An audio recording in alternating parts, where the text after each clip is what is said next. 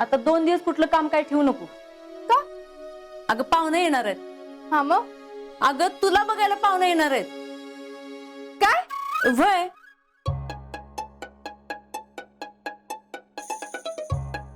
हे कधी ठरलं आणि मला का नाही सांगितलं? नाही नाही, मी काय पोरगा बिरगा बघायला थांबणार नाही. मला एवढं लवकर लग्न नाही करायचंय. अगं पण मुलगा बघायला काय जातंय? जेव्हा लग्न करायचं तेव्हा कर की. नाही नाही, अगं नानाने सांगितलंय म्हणून आम्ही पाहुण्यांना बोलवलंय. काय? आता नाना पण? अगं आता नानानी मुलगा बघितलाय म्हणजे काय तर विचार करूनच बघितला असणार ना.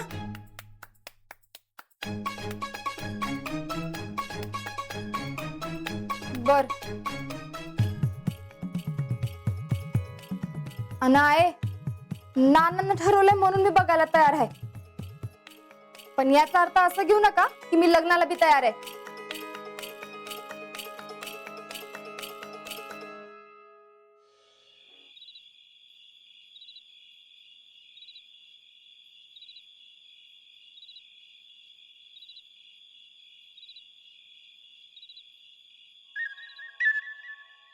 काय ग घरातल्यांनी मारलं फिरलं काय तुला? असं तोंड पडून का आलीस? ए हा काय झालंय? काय नाही. मग तोंड का पडलंय? काय नाही म्हणलं ना.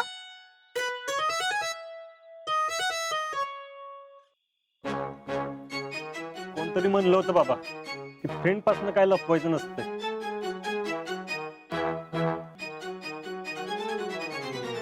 परवा दिवशी आमच्या घरात कांदे पोह्याचा कार्यक्रम आहे. कांदे पोहायचा कार्यक्रम म्हणजे? अरे म्हणजे पोरगा बघायला येणार आहे मला. काय? अजा दातीच क्या हसू नका जा.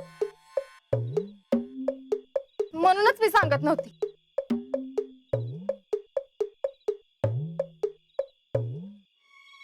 Sorry sorry.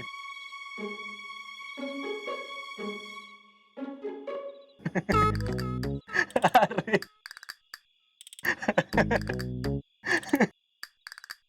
मार खाशील आजा. का आता कसं होतंय? माझ्याकडे असंच होतीस ना? हस की आता. हसू नका जा आजा, नाहीतर जाते मी. का का आता का? हा मला म्हणत होतीस ना अडकलायस म्हणून. आता बघ स्वतःच अडकलीस. दुसऱ्यासाठी खड्डा काढला का नाही की स्वतःच खड्ड्यात पडतं काय? पण मी काय तुझ्यासारखी बिथरत नाही. होय परवा कळेल की ते पोरगा समोर येऊ दे मग बघ. तू काय खाणार आहे मला? परवाचा दिवस काय लांब नाही, सगळं कळेल तुला. हा कळू दे जा. घाबरत नसते मी. तो काय काय विचारलं ना त्याचा विचार कर. काय विचारल? शिक्षण किती झालंय? शिक्षणातले प्रश्न. घरातलं काम येतं का? त्यातले प्रश्न. जनरल नॉलेजचे प्रश्न. हा प्रश्न त्या प्रश्न नुसते प्रश्न. असं सगळं असते होय? मग एवढं सोपं वाटलं तुला?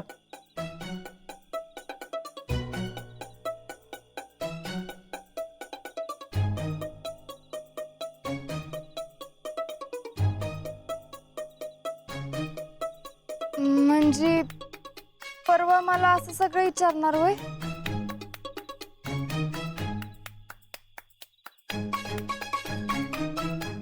अगं बघण्याचा कार्यक्रम म्हणजे परीक्षाच असती. आणि या परीक्षेचा पेपर आणि त्याचे प्रश्न सिलेबसचे बाहेरचे असतात. काय बी विचारतात बरं का. हो आता कळ तुला बितरणं काय असतं ते. शितले तू गेलीस कामातनं.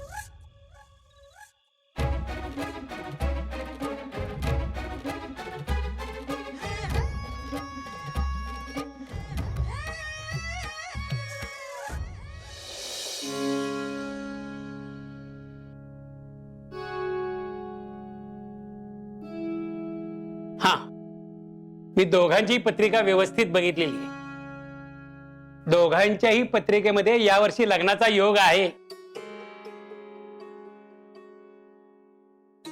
आणि मुलाची पत्रिका खूपच उत्तम आहे, भविष्य उज्ज्वल आहे. आणि मुलीची पत्रिका? अं,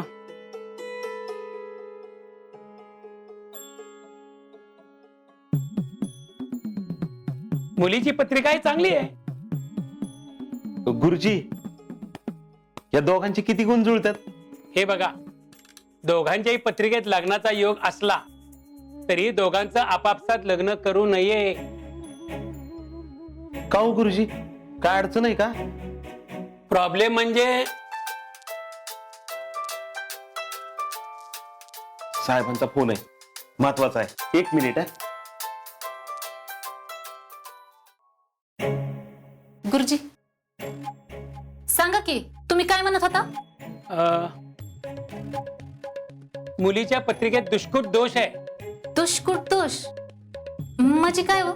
दुष्कुट दोष म्हणजे दोघांचंही लग्न होऊ शकतं पण त्यांच्यात प्रेम कधीच निर्माण नाही होणार. असं कसं? आता नवरा बायकोच्या नात्यात नंतर प्रेम होतंयच की. पण दुष्कुट दोष असल्यामुळे पुढे प्रॉब्लेम होऊ शकतो. मी काय म्हणते,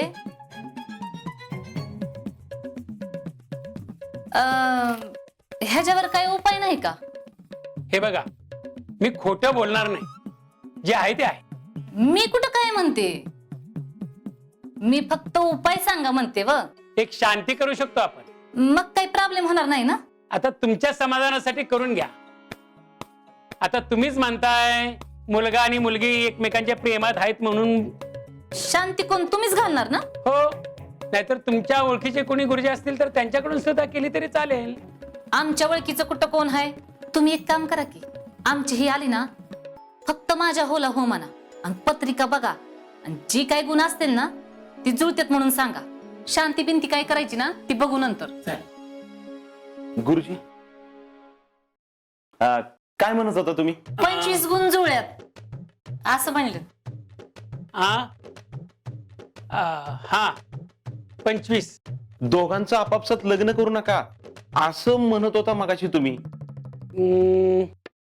अहो कसं आहे, ती जडीच्या पत्रिकेत माहेरवास लिवलाय ना म्हणून म्हणत होते गुरुजी.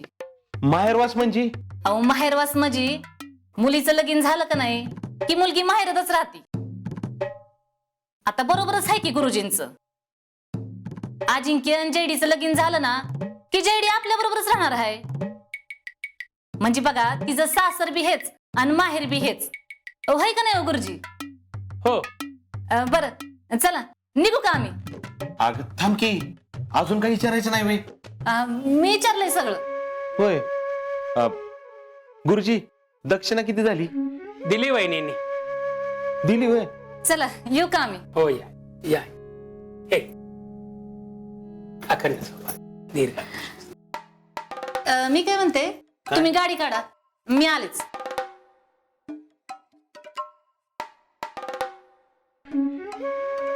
गुरुजी ती 400 रुपये द्या की परत.